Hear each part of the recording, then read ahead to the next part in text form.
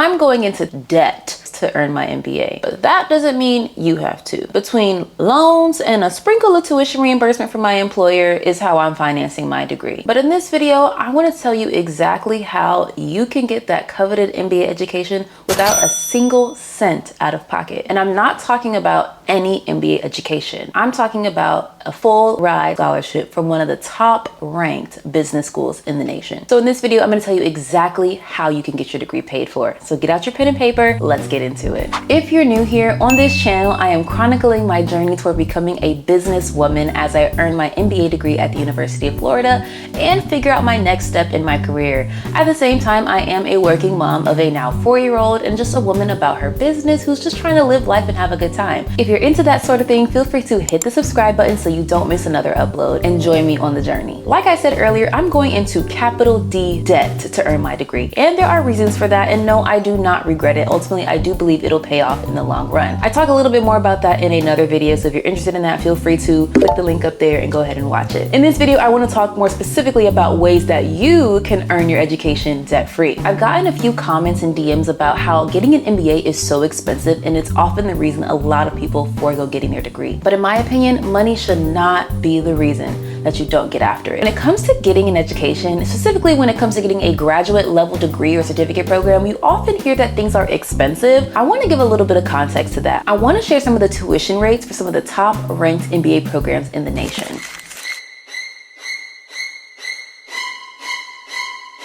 And just for fun, because I'm attending the University of Florida, I want to share their tuition rates for their various MBA programs as well.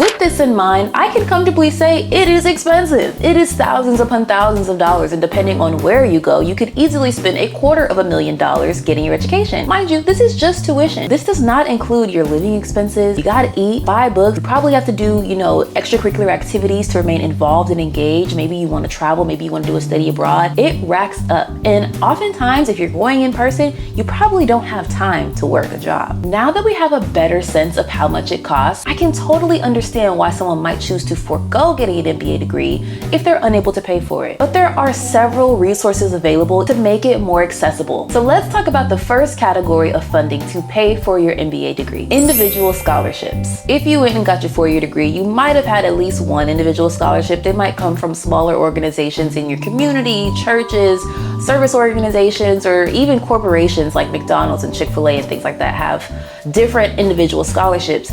If you're able to stack these up over time, they definitely add up, especially if you're not going to one of the more expensive MBA programs. The challenge is when you're getting a graduate degree, they are a little bit harder to come by than if you were getting an undergraduate degree. In my research, what I have found is that law firms across the nation often offer scholarships that are often applicable to graduate students. They'll most of the times require an essay about a very specific topic, usually dedicated to the person who it is named for or the organization's interests. As a matter of fact, I'm going to do a little TikTok video showing you some of my search tips on how I find scholarships, and I'm going to link that in the description below. These individual scholarships can range anywhere from $500 for like a book scholarship upwards of tens of thousands of dollars. Generally speaking, they will not individually and alone cover your entire tuition or living expenses, but as I said, they add up. When I was an undergrad, I stacked several of them, and because I went to the University of Florida and I was a Florida resident, I left college with money in the bank. What I see a lot of times too with individual scholarships is that they are applicable to you depending on your identity. So are you a woman? Are you a minority? Are you a veteran, a military spouse, child of military family? Are you a member of the LGBTQIA community? Are you an immigrant? Are you a child of immigrants? Are you the first in your family to go to college? Are you a business owner? There are scholarships for all kinds of things. I understand that at times it may be challenging to want to fit yourself into a box or one of these identities, but when it comes to getting that money, you gotta do what it takes. Let's move on to fellowships. Fellowships are huge. I could go back in time and talk to myself in undergrad and tell myself that I'm gonna go ahead and get my MBA. I would do my due diligence to make sure I'm a good candidate so I can apply to one of these fellowships that I'm about to tell you about. Fellowships are typically merit-based, meaning it's based on your scholastic achievement, your test scores, your writing, just being an all-around good candidate, and they often cover full tuition and sometimes living expenses. Let me tell you about a few. The consortium is an organization for underrepresented minorities who are interested in management. This organization fosters a network of some of the country's best students who attend some of the leading MBA programs in the country. Every year, they give out merit-based full tuition fellowships to top MBA students who have a proven proven record of promoting inclusion in school, their jobs, or their personal lives. And you can use it for the second year, but you have to make sure you're in good academic standing. I'm gonna link to all these different opportunities down below in the description, so don't worry. While the organization is focused on underrepresented minorities, anyone of any ethnicity or race background can apply. Now this one's for my ladies. The Forte Fellows is a fellowship opportunity for women in business. The Forte Foundation gives fellowships to women who are pursuing full-time, part-time, or executive MBA degrees at participating business schools. If you want to be considered for this fellowship, you have to submit an MBA application to the school. Then the school will determine where the Forte Awards will be given. With this fellowship, and with all scholarships in general, everyone's application process is a little bit different, so make sure you're reading everything very carefully on their website. Now here are a few partial fellowships. They're not going to offer full tuition, but they're still really good. The SAMVID Scholars Program is a scholarship for graduate students committed to affecting positive change in society. Selected scholars will receive up to $50,000 for tuition and fees each year for 2 years of study in an eligible graduate program. This one is applicable to people who are not just getting an MBA degree, but also a law degree, a medical degree, and a number of others. The next one is the Reaching Out LGBTQ MBA Fellowship. This one offers a minimum of $10,000 in scholarship per academic year, or $20,000 total scholarship and exclusive mentorship and leadership development for fellows. Pulling over to the side for just a second, money is incredible and amazing, but mentorship and leadership development is critical and part of the reason why you're getting the MBA in the first place. So this is an excellent opportunity. I would encourage anyone who's eligible to take advantage of it. For the Rampa Fellowship, there are several business schools who participate in the scholarship, but not all of them. If you're an eligible applicant, you have to indicate interest in the fellowship in your business school's application. Rather than applying for a separate fellowship application, when you apply to your school, you indicate your interest. Again, do your research, do your reading, make sure you understand what your options are. All in all, fellowships are a great option to get your education paid for, and a pro tip, do not wait till the last minute. If you know that you don't want to apply for at least 1 to 2 more years, you need to dive in now and start seeking out those scholarships, those fellowships, those opportunities, or even start connecting with the organizations or people in them or past recipients who have received things in the past. Maybe they can put you on to more stuff. All right, on to the next category. Now this is where the big bucks comes in, okay? We're gonna talk about school-specific scholarships. In the beginning, I mentioned that you can get your education fully funded for some of the top MBA programs in the nation. When you're doing your research on the schools you're applying to in its admissions process, make sure you click on the financial aid tab and look and see what awards are available to students. Oftentimes, especially if you're going to a private school, there are opportunities to get your education fully funded, but you gotta read the fine print. Is there a separate application, or are applicants automatically considered when they apply to the school? Depending on the program you're applying to, whether it's part-time, hybrid, flexible, online, executive, go at your own pace. Are those opportunities open to you based on the program you're applying to? Now here's a rapid fire of some schools that do offer scholarships to students. Boston University offers full tuition and a $30,000 stipend for living expenses through its Whitney Young Jr. Fellowship. Columbia University offers merit-based fellowships, and the school itself will identify the applicants who demonstrate outstanding potential. NYU Stern has the Fertitta Veterans Program, and this is for students in the 2-year full-time MBA program, specifically for U.S. military veterans and active duty students. UVA Darden has the Jefferson Fellowship, and each fellow receives full tuition and fees,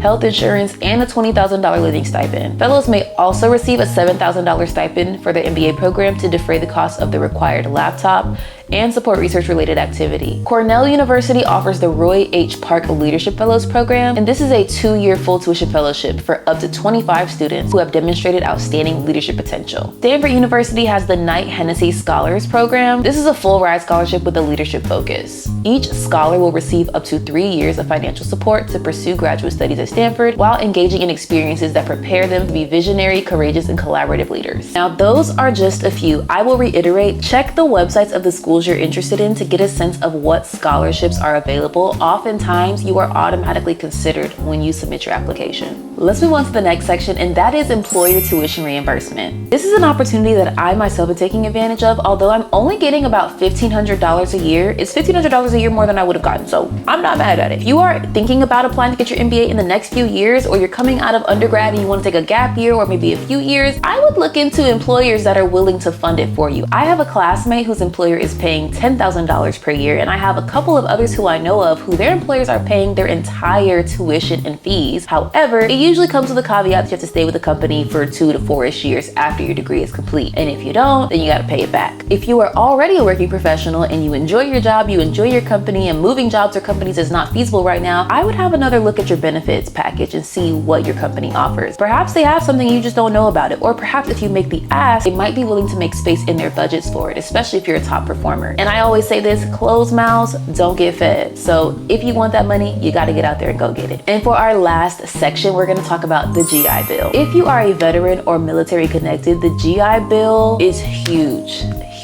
There are several active duty and veteran folks in my cohort, and I know they're using their GI Bill to pay for their education. As a matter of fact, one of the people who is on the board of a scholarship organization with me, I spoke to his son who did the same exact program before I applied. He told me the GI Bill paid for it, and most of the time he was getting his degree, he was on a ship in the middle of the ocean. So GI Bill is huge. It can cover tuition, fees, housing, books, and some schools will accept or offer the Yellow Ribbon program, which can cover what the GI Bill doesn't cover. Again, do your research. Keep this in mind too. My understanding is that while the GI Bill is an excellent resource, the process can be a little finicky or difficult given the paperwork and the different parties who are involved. So if you want to do this, I would recommend getting started on it early. That was my last section, but I wanted to tell you about a few programs that I think might be interesting to you too if you watch this video to this point. Management Leadership for Tomorrow offers programs, leadership, mentorship, coaching, and a number of other resources for people who are interested in launching and scaling their career in management. They offer an MBA prep course. They also have a program for undergrads.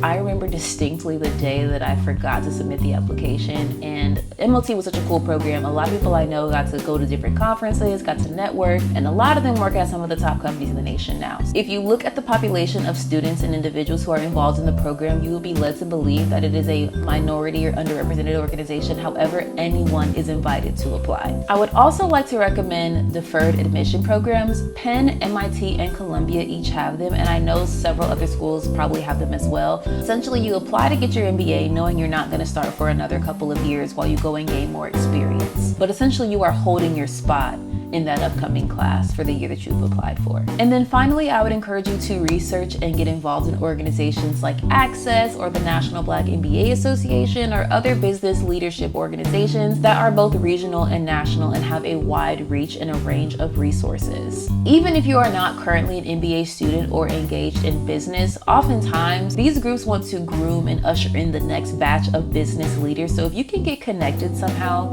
either through local membership or volunteering or getting a coffee with someone who you might know who is involved, that can be a good pathway to getting mentorship, leadership development, and then of course, ultimately learning about scholarship and funding opportunities to get your MBA. I know this sounds like it can be really overwhelming to get your degree paid for, but if you really want it, you're gonna get after it. And the best part, if you take advantage of some of these opportunities, you won't have to go hundreds of thousands of dollars into debt and be saddled with having to figure out how you're gonna pay for that after graduation. Now be mindful. You cannot be an average Allison or an average Andy and think you're gonna walk away and secure the bag. There are thousands and thousands of other students who you'll be competing with to, one, get into these schools, but two, secure the money. If you need to, it might be in your better interest to take some time to study for the GRE or the GMAT and get a higher test score. If you're still an undergrad, you need to be getting those good grades or being a well-rounded student, or both. Or if you need to go and get some work experience and be a top performer in your company and secure a top recommendation letter, maybe that's what you have to do. There is not one path to success, but you have to be a stellar, standout applicant to make it happen. Think about it this way. Would you give somebody money who's just doing the bare minimum? They don't want to either, right? But you can do it. I know you can. And if you watch this video to the end, I have a surprise for you. Linked in the description below, you can find my scholarship spreadsheet where I list several scholarships that I've found that are applicable to MBA students. Of course, each one's going to be a little bit different, but it's just a good jumping off point to get you looking at where you can get some money. Like I said before, I'm taking out loans, but you don't have to. And if you don't want to, I don't want you to have to. So check out that spreadsheet. Don't let the cost of getting your education be the reason you don't get it. There are ways to make it happen. People are doing it. They have done it. You will not be the first nor the last. Anywho, thanks so much for hanging out with me. If you found this video helpful, please hit that like button and leave me a comment down below letting me know what program are you going to apply to or what schools have you been accepted to already. I'm so interested to hear about your journey. See you in the next one. Bye.